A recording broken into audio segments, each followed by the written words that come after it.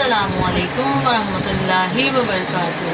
शुरू अल्लाह के बाबरकत नाम से जो बड़ा मेहरबान और निहायत रहम करने वाला है। आज से हम स्टार्ट कर रहे हैं कटिंग सेविंग की क्लासेस, जो आपसे हमने वादा किया था कि हम बहुत जल्द आपके लिए लेकर आ रहे हैं कटिंग सेविंग की क्लासेस।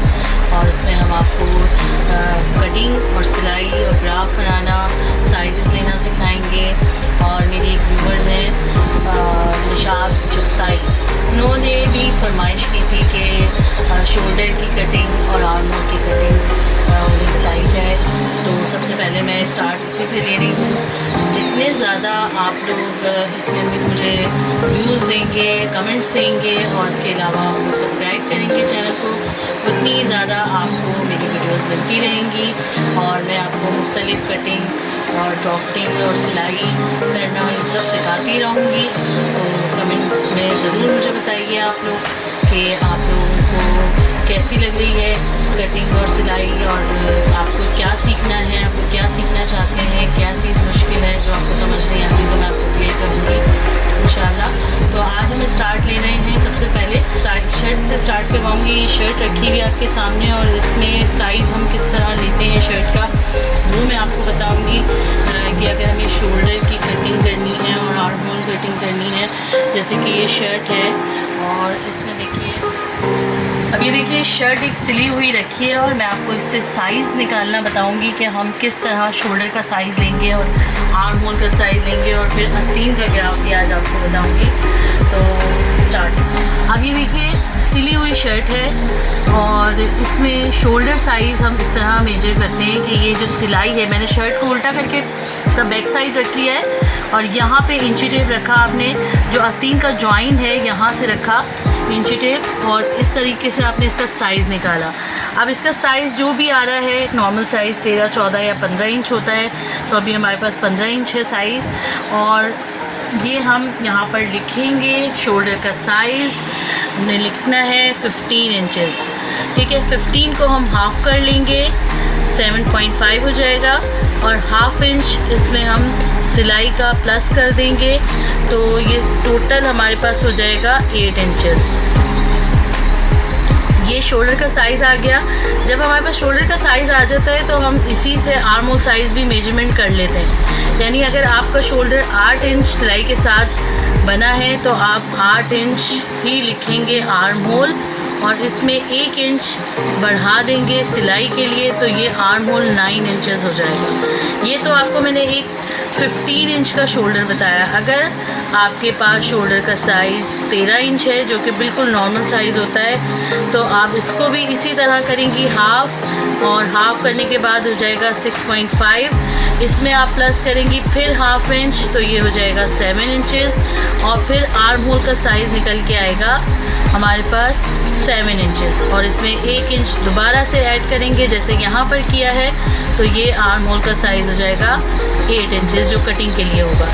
इसी तरह अगर शोल्डर का साइज़ आपके पास 14 इंचेस आ रहा है, जो कि वो भी नॉर्मल साइज़ है, क्योंकि ये 3 साइज़ बड़ों में होते हैं शोल्डर के, 13, 14 और 15 इंच।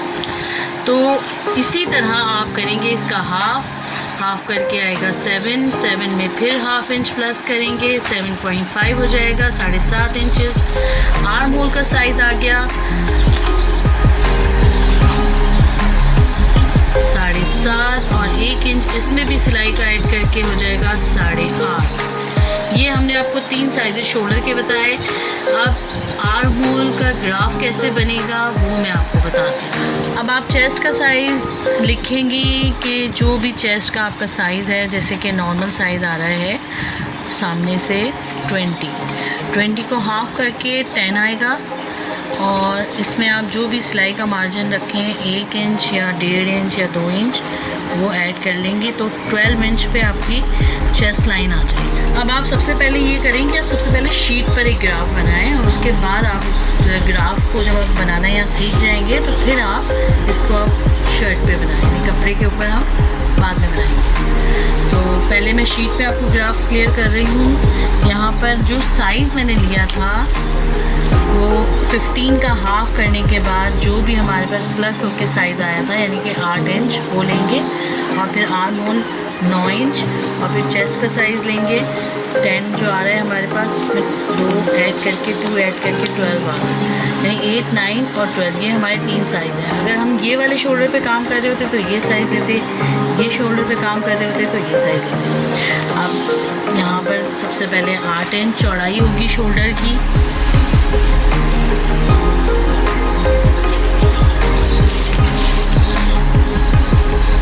जहाँ 8 इंच का पॉइंट आएगा वहीं से लंबाई की तरफ एक स्केल को रखा और 9 इंच आर्म होल की लंबाई आ जाएगी। जहाँ पर 9 इंच आएगा वहीं पे पॉइंट रखा और फिर चौड़ाई आएगी चेस्ट की, जो कि 20 इंच का हाफ मैंने लिया है 10 इंचेस। ये हमने पूरा स्केच बना लिया शोल्डर से लेकर चेस्ट तक का। अब इसमें आर्म होल किस तरह बनते हैं वो देखिए। ये हमारे पास 9 इंचेस है, 9 इंचेस में हम हाफ इंच पे पॉइंट लगाएंगे, जो कि शोल्डर डाउन होता है आड़ी कटिंग के लिए। आधा इंच का पॉइंट ले लिया। अब हमारे पास जो मेजरमेंट आया वो है 8.5 इंच। 8.5 इंचेस का हाफ कर देंगे। अगर इंची टेप से आप करना चाहें तो बहुत इजी हो जाता है। जैसे ये 8.5 है तो आप इसको इस तरह फोल्ड कर लें 8.5 पर, और यहाँ पर आपके पास आंसर यानी इसका हाफ मेजरमेंट आ गया 4.25, 4.25 इंच। अब ये 4.25 इंच पर आप निशान लगाएं, यानी पॉइंट लगा लें, क्योंकि आर्म होल की जो गोलाई है वो आर्म होल के हाफ साइज पर गोलाई बनती है और आधे हिस्से पर गोलाई नहीं होती। इसलिए अब यहाँ पर आपने 10 इंचेस जो पॉइंट लिया था ये वाला चेस्ट का तैयार साइज़ है, और यहाँ 2 इंच इसमें आपने स्विंग अलाउंस रखा था, यानी 2 इंच सिलाई का मार्जिन रखा था, तो वो अलग है। 2 पॉइंट आ गए, लेकिन ये स्विंग अलाउंस का जो मार्जिन है इस पर कोई गोलाई नहीं आएगी। यही हमारा पॉइंट है। इस पॉइंट से इस पॉइंट तक गोलाई बनाएंगे बहुत आसानी से। पहले आपने 1 इंच ऐसे क्रॉस में इंची टेप रखा या स्केल रखा और 1 इंचेस ले लिया। 1 इंचेस मैंने लिख दिया यहाँ पर। आप सारा मेजरमेंट अगर चाहें तो लिखते जाएं, जैसे कि 8 पॉइंट हमने टोटल 9 लिया था, 9 को हमने हाफ कर लिया, यानी हाफ इंच हमने डाउन निकाला इसमें से, तो बचा 8.5। ठीक है, 8.5 को फिर हाफ किया तो 4.25, यानी कि 4.25 आ गया। ये पूरा मेजरमेंट लिख लें। यहाँ पर अब हमारे पास सारे पॉइंट आ गए हैं। अब यहाँ देखिए गुलाई किस तरह आप करेंगी। यहाँ से ही स्टार्ट करेंगी, इस पॉइंट से मिलाते हुए इस पॉइंट से मिला देंगे। यहाँ से स्टार्ट करें और इस पॉइंट पे मिला। सिर्फ इतने एरिया में आपने गुलाई बनाई, ये बिल्कुल परफेक्ट गुलाई है। यहीं से हाफ इंच अंदर आएंगे, क्योंकि फ्रंट गुलाई भी बनानी होती है। हाफ इंच अंदर आके बिल्कुल इसी तरह यहाँ से 1 इंच है, 1 का हाफ कर लेंगे और यहाँ से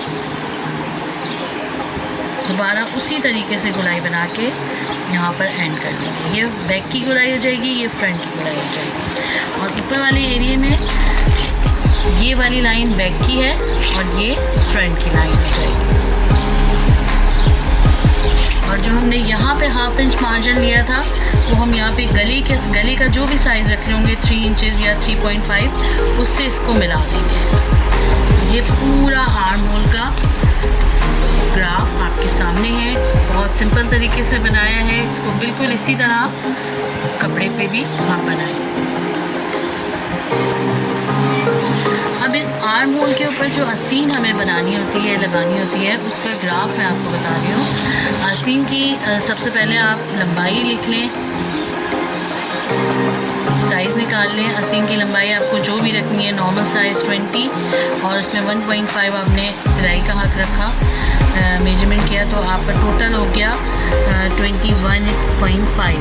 ये आपकी सिलाई के साथ हो गया। आर्म होल का जो एरिया है उसी के बराबर आस्तीन की चौड़ाई लेंगे, यानी हमने लिया था 9 इंचेस। 9 इंचेस में फिर 1 ऐड कर लेंगे सिलाई का 10 इंचेस।